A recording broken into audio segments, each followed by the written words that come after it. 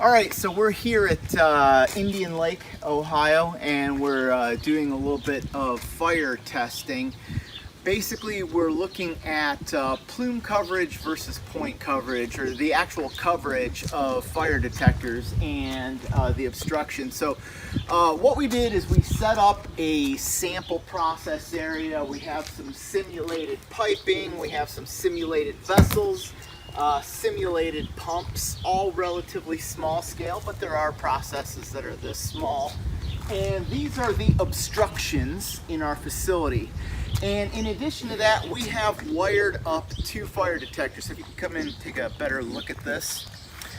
This is a General Monitors FL4000H multi-spectrum IR detector.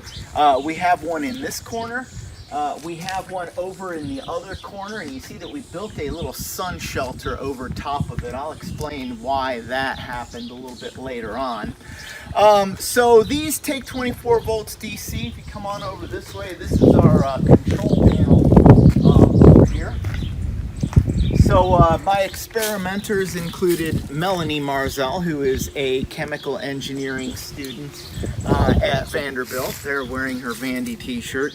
So Melanie did all our wiring here for our control panel, 24 volts DC wiring into the alarm lights. And then we have a signal wire and a power wire going to each of the 2 detectors.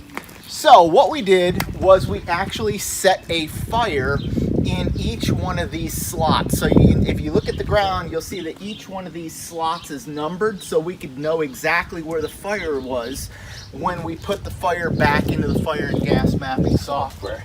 So this is our test apparatus. What we have here is it's not a 1 foot by 1 foot pan. It is an 8 7/8 inch by 8 7/8 inch pan, and the material that we used here is typical naphtha that you can buy at a hardware store. So what we did is we lit a fire in every slot in order to try to determine which of these fire detectors could see the fire and whether or not the obstructions actually have any effect. So what we're going to do now is I'm going to relight the fire here in slot 194.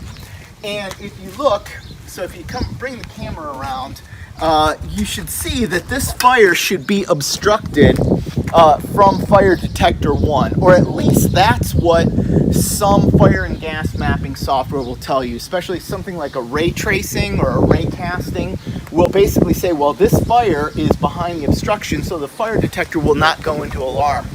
So let's go ahead and light the fire and see what happens. All right, so there is our fire. And immediately, you can see that fire detector that was not supposed to go into alarm. You can see the red blinking light. It went into the alarm, and it went into alarm about 2 seconds later. So that basically tells you that this fire plume is going to be substantial. In this case, the wind's blowing it a little bit, but that detector went into alarm very quickly, and the other detector went into alarm very quickly also. So I'm going to go ahead and drop out that fire, and basically we went through this whole process. Now we're going to be publishing the full paper of this at one of the upcoming conferences, maybe Loss Prevention Symposium or Mary Kay O'Connor. You'll get the full results, but a couple of things came out really immediately. Number one, there's only like 1 or 2 of all the slots that you see here. Only 1 or 2 locations didn't have both detectors go into alarm.